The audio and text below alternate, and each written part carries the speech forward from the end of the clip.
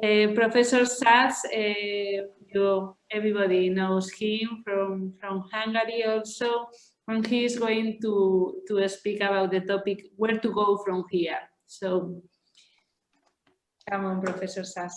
Thank you much. It was really a very, very interesting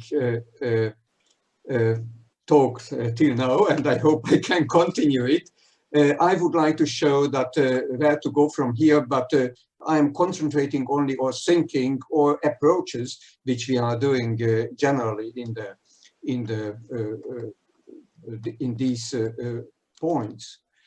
So I have collected some questions, seeing answers, and the first is a principal challenge. It's really very interesting that we are somehow thinking inductively. So it means that we are studying the details, and from the small details we are building up the full systemic picture. In ancient oncology was the core of this one, and they used in oncology hyperthermia. So we are looking for a tissue or organ failure, and a reductional approach is going that we are concentrating on that found failure. It really dominates presently the medical practice. In the deductive thinking, that is a different method. In ancient oncology, it was herbal medicine, and it's looking for the full picture, the system, and then looking for the energetical failure. And this dominates the traditional Eastern medicine in general.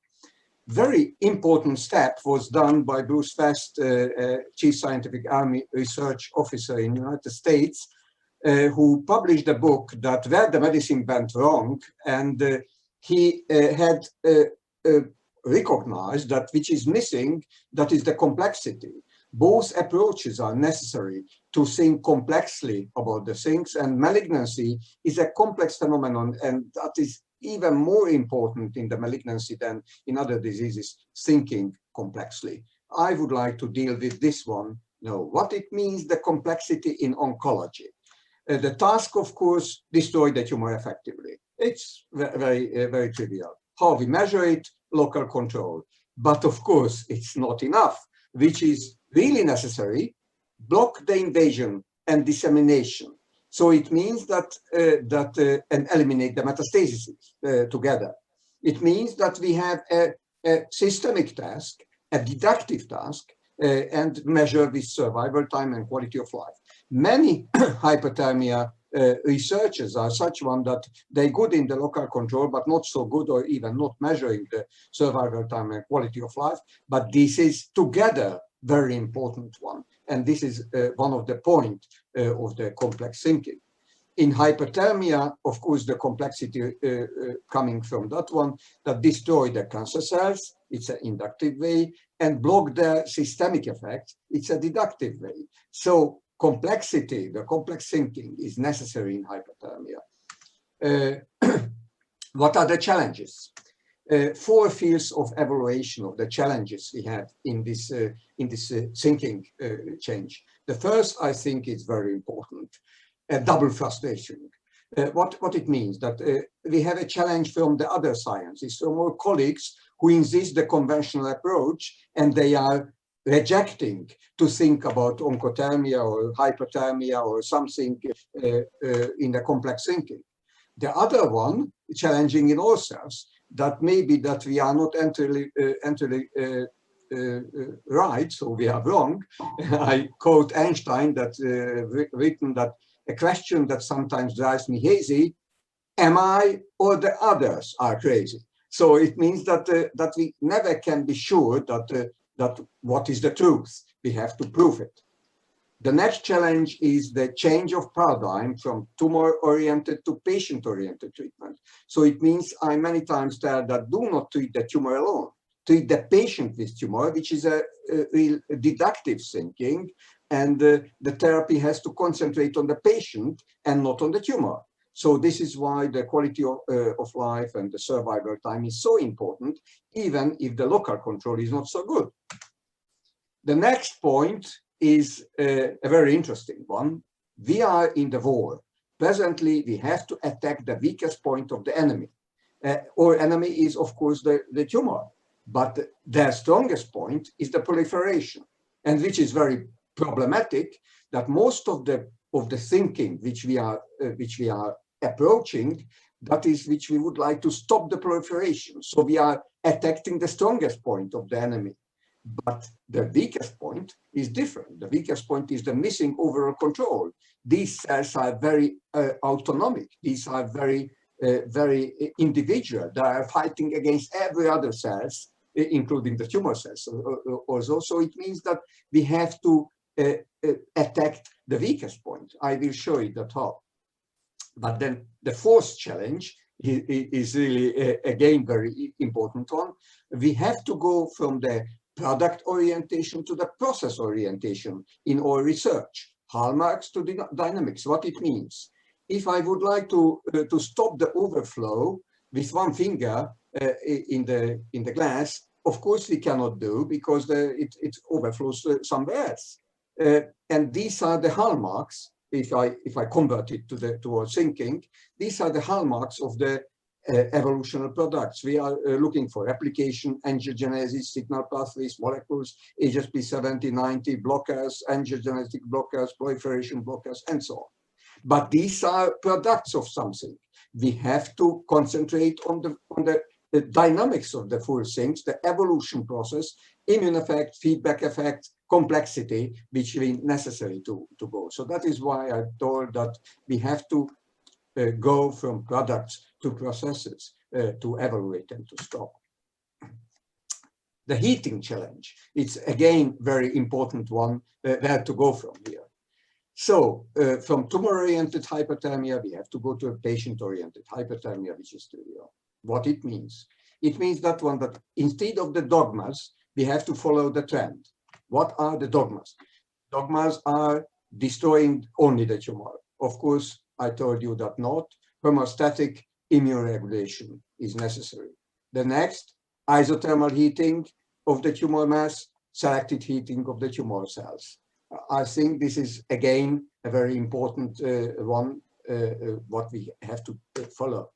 The next one, instead of dogmas, large energy to heat the anti-tumor, we need to optimize the energy and heat the cancer cells, kill the cancer cells alone, and not taking care about the full mass, which mostly is not malignant.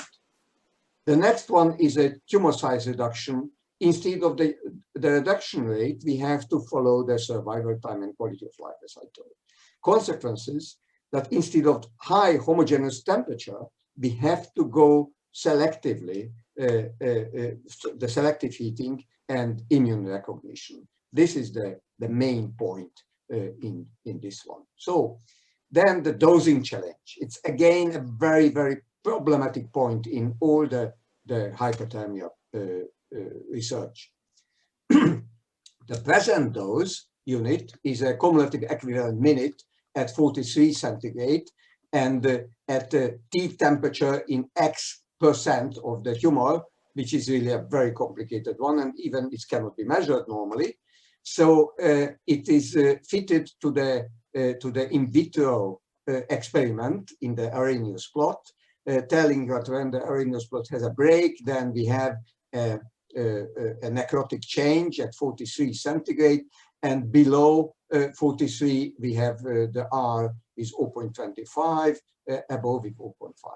But it has a lot of problems because this was an in vitro for one special cell line. But if we measure it in vivo, let's say on mouse, then it's okay, 0.55 at 43, it's okay for mouse. But for humans, 43.5 is a necrotic level, and then the R is 0.13, not 0.25, and 0.72 and not 0.5.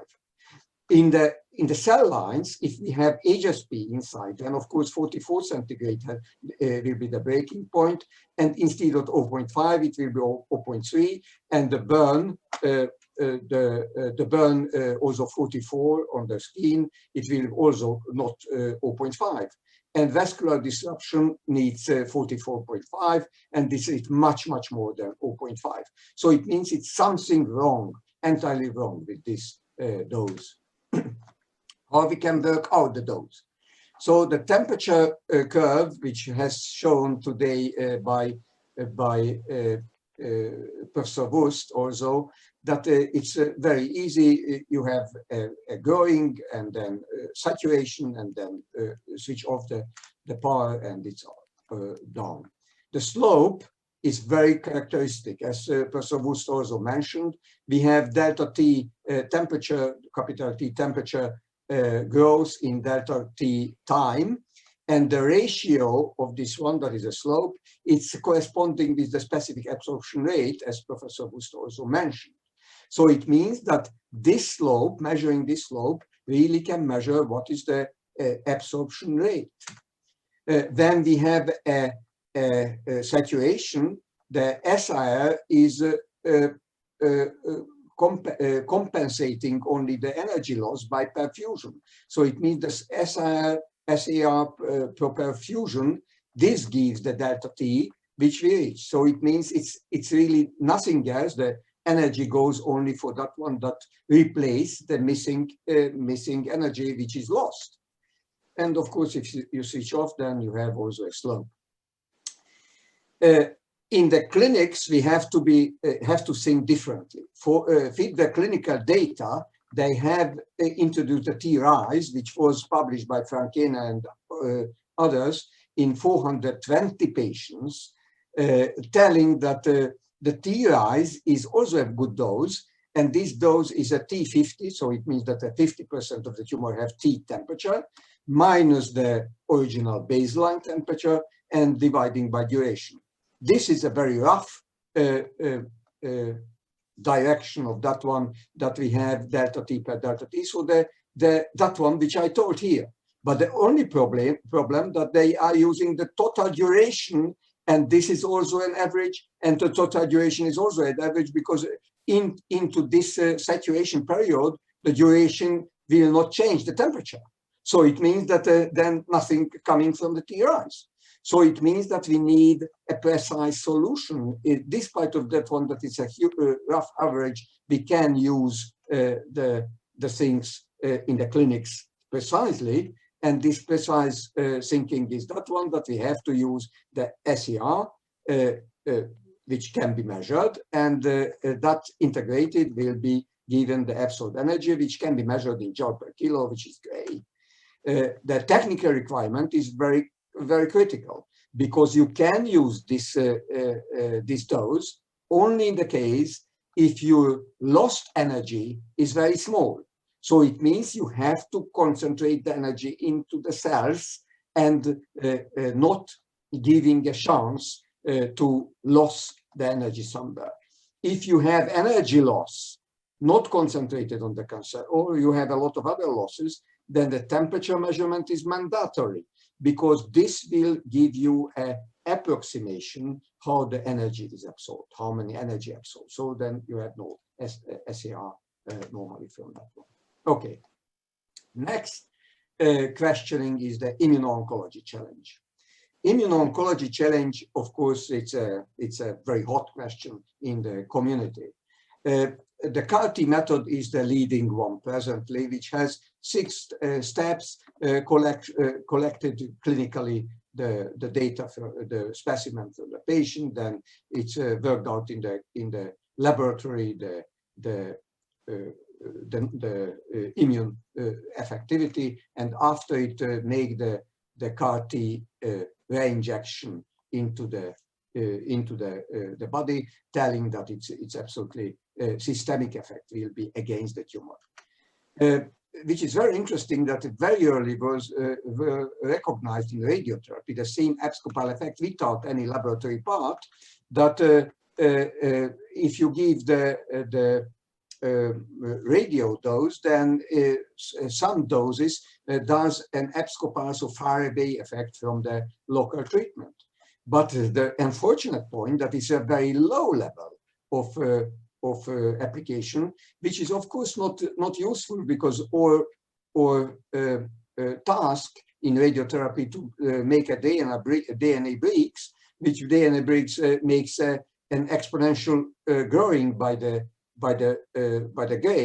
dose. So it means it was not used, the abscopal effect, because it's not usable for the radiotherapy principle. But in hyperthermia, we can do it. Hyperthermia solves it. The immune effect can do on such way that making abscopal effect and local distortion of the tumor also. So both the local control and the survival time and quality of life together can be satisfied. It needs an in situ real-time immune effect and needs special hyperthermia method. An example, here is the tumor in the colon. Then you have an enlargement that is inside of the colon. You have the tumor, select the tumors, and then select in the tumor the cells, the tumor cells, which we can do. Of course, I will not go deeply into that how. The energy absorption will be done in the tumor cells and excite the death receptors, DR5, which is also shown that we can do it. It's a highly heterogeneous heating and highly heterogeneous cell population, which we are detecting. And we induce immunogenic cell death. Immunogenic cell death means that one that we induce calreticulin, ATP, HMGB1, and HSP70. These are different signals. And these signals will maturate the dendritic cell or macrophages even for forming antigen-presenting cells. So it's a maturated DC. And then these antigen-presenting cells will train the T cells against the tumor. So the main step is that one, that the tumor antigens has to be freed and all the information has to go out to make normal maturation against the cancer. So it means that tumor-specific adaptive immune action could go to the whole body, and the CD4, so helper cells, killer cells, and gamma T cells could attack the tumor in all over the body systemically. So this is important one. And the last one, challenge emerging therapies. TTF was today mentioned, and I would like really to show some points. So the TTF works on such way that in the cytokinases blocking the reproliferation of the polymerization of the cytoskeleton, and this is the field alternation direction where it's effective. So it means they need a lot of directional electrodes, and these electrodes in different direction has to treat the brain. It's shown in the brain. At least 18 hours a day, they have to carry this hat and this full supply, and for months have to be done every day. So it's really annoying for the patient, of course. But in selective hyperthermia, we can show it, and it's published also 3 years ago, that we are also effective in the cytokinases. And not only in one direction, but in all directions we effective. It can be calculated well that how it's going on. Why it is so? Because we are selecting the rafts, the membrane rafts in the cell membrane, and that is anyway we are effective in all over. So it means when the TTF is effective on the cytokinases, hyperthermia conventionally effective to activate the G0 cell to catch by chemotherapy, and effective to the interface S. But in the selective hyperthermia, we are active in the same point like TTF, and we are active also in other phases of the mitosis.